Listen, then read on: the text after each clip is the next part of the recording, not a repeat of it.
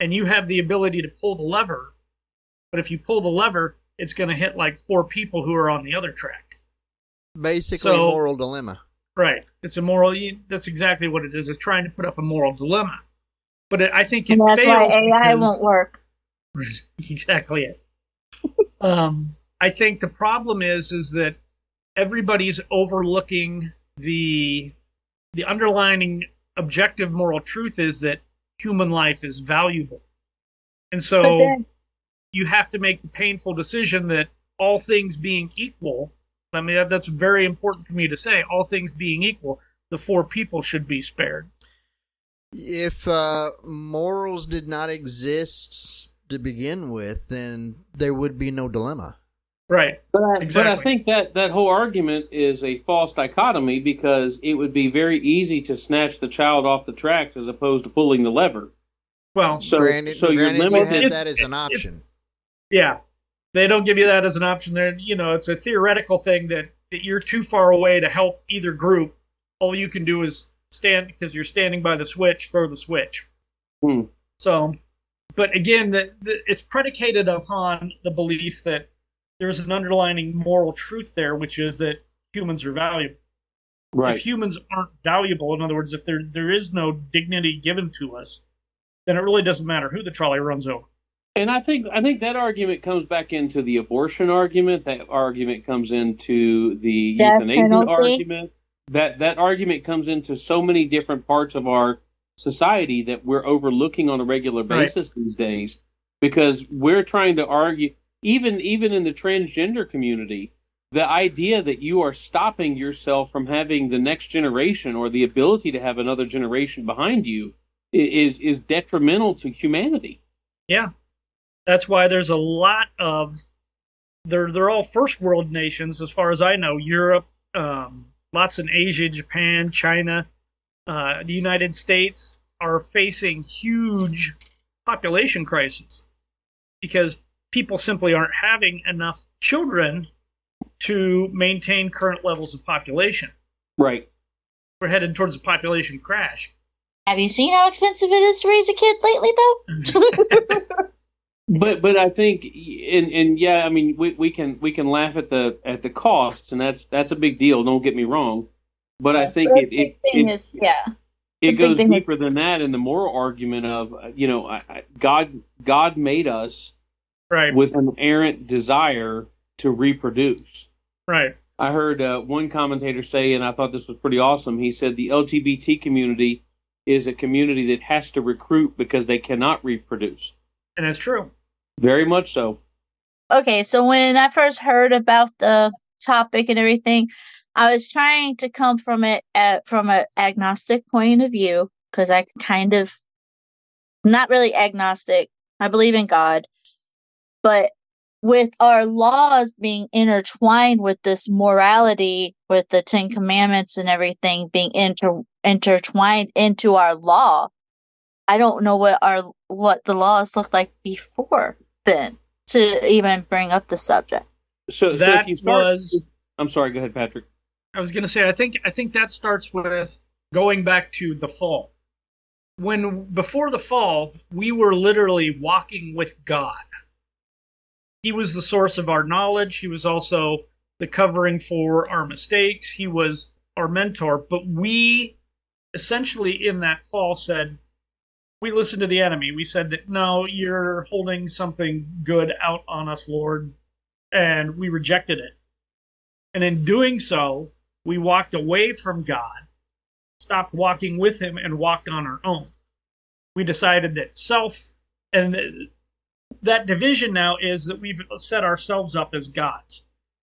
It's what is right in my sight versus what I know to be right.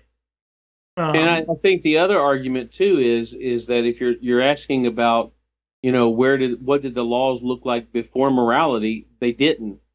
Right. The very fact that God put the laws on the hearts of man, and the Bible says that it says that He inscribed. You don't have to teach a child that it's wrong to lie. They know that they shouldn't have lied, even before you tell them that they're liars and they shouldn't lie. You don't have to teach them it's wrong to take something. Where did that come from? Well, that came from. I mean, again, I'm taking the morality argument that came from an innate morality that was embedded into our spirits and our hearts by God. That's fairly clearly observed by personal experience. Right. I guess the second biggest argument, I think, is what they call the Euthyphro dilemma, which is, does God command us to do what is good? Or is it good because God commands us to do it? In other words, they're saying that even God's morality is subjective. Ooh. And I think that's a false dilemma. From a believer's point of view, how can a God's view on morality be subjective if we have a never-changing God? If we have an omniscient God, there is no doubt about the objectiveness of it. Why? Because he knows the type of creatures that he's intending to build. He knows what is best for us, even if we deny that. He knows all of these things as concretely as we know our own thoughts. The answer to that dilemma is that God simply is the good.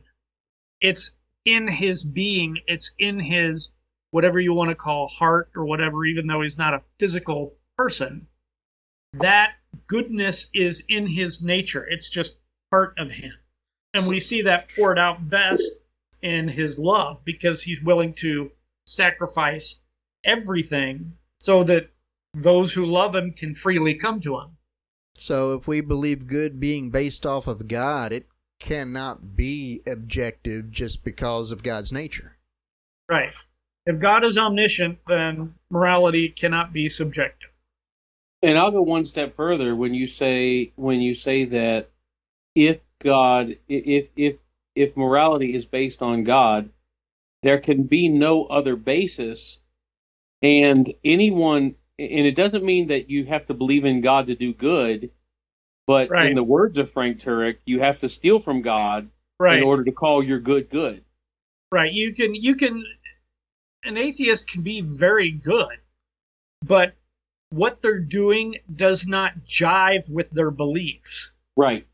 When you see a Christian risk getting Ebola and going to Africa and treating dying people, what he's doing is perfectly consistent with his worldview. Have an atheist do the same thing is still good, but it is absolutely inconsistent with their worldview. They can't make sense of it. The best they can do is go, well, I did this great thing, and it's like, well, there is no such thing as great or good, so whatever you did, you did. It's an efficient cause. It's not a final cause. Do you have to have a reason to do something good like that? Can't you just do something good because it needs to be done? You can do that, but you have no way to explain it, though. You have no way to justify your view other than I felt like it, but I mean, you got and the serial murderer lives around the corner on the block. That guy felt like it too. Yeah, I mean, if you can do something just because you feel it was the right thing to do, if you take that as the final explanation, then you also have to accept that everybody had done those things that we thought was horrendous because they thought it was the right thing to do. I mean, how do you what is it do you have to justify what you do that you think is good as the better thing to do than what somebody else does that we believe is bad that they may not think so? Well, okay. Take it one step further and say, what is your motivation for doing good if it's not good? Right. Why sacrifice your life or potentially sacrifice your life to go serve people in a different country under the chances of getting some kind of horrible disease and dying yourself? What if you have a true atheistic point of view, it's all about self-preservation, and that's everything in light of self-preservation. Right. Not necessarily, because self-preservation could also be humanity's preservation, like you were talking about earlier, the next generation and everything. Not Yeah, at but- all. Self-preservation is just that. By definition, is self-preservation, not genetic preservation, but self-preservation. I want to take care of me as best as I can. Yep.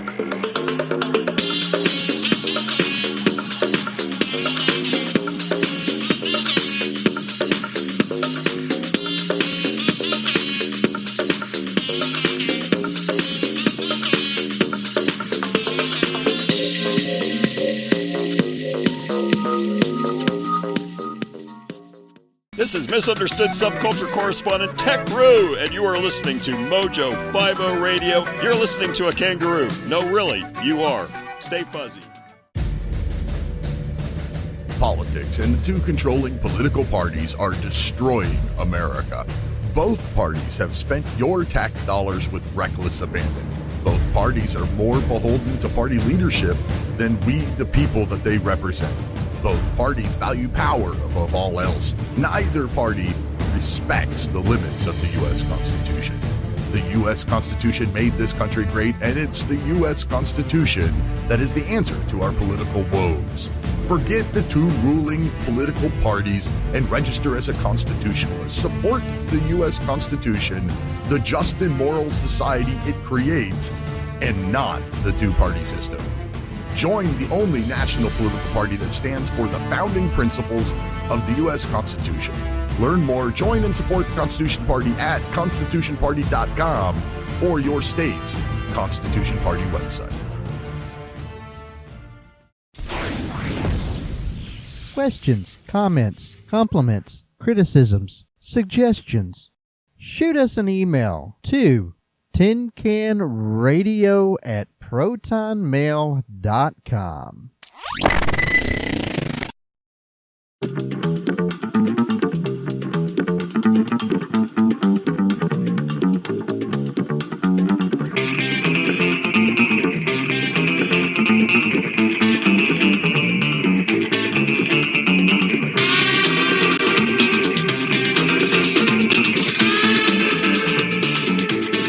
Now you may. I'm sorry, but there's also a lot of. Okay, and I'm going playing devil's advocate here because this is what I've seen. There are a lot of Christians, I use that term loosely, that do the right thing, not because they're motivated, but because of the attention it gives them. Yeah. Well, That in doesn't make that it the right case- thing in that point. Exactly. Well, exactly. The right thing for the wrong reason is still the wrong thing. Yep.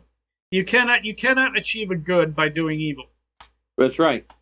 And even Jesus said that, when you give, you're not supposed to let your right hand know what your left hand's doing. And Right. he talked and he gave examples of those people that were showing off giving their offering and showing off giving their great amounts. And then he went to the one woman who gave 2 pence because that's all she had. And she said he said she gave more than anyone else could because it was all she had. Right. It was a complete sacrifice versus a partial sacrifice. If Bill Gates wanted to give me $1 million, that's nothing to him. That's Nothing like to buying a him. cup of coffee. Right. But if my buddy Kenzie over here wanted to give me $1 million, that would be all of his life savings and probably have to sell all kinds of stuff to get there. You'd probably be waiting to get the rest of it for quite a while. So like 999,000 would be in like IOUs, right? There you go. Most likely. But see, that's like it's kind of interesting that I was reading today up on what they call the reproducity problem. They're having a horrible problem in the sciences where papers that have passed peer review, they're going back over and they're trying to reproduce the results using the paper's own methodology. In other words, And that's the scientific method. That is Yep. the way it's supposed to be done. all right. The problem is in some areas, especially medicine and psychology, have over a 50% failure rate, Yes. right? And that it happens in all spheres of science, in the hard spheres, in physics, in engineering, you name it. It's a problem. So are that, you saying that science is not a consensus? It is not a consensus. No, it's never been a consensus. Sorry. Right.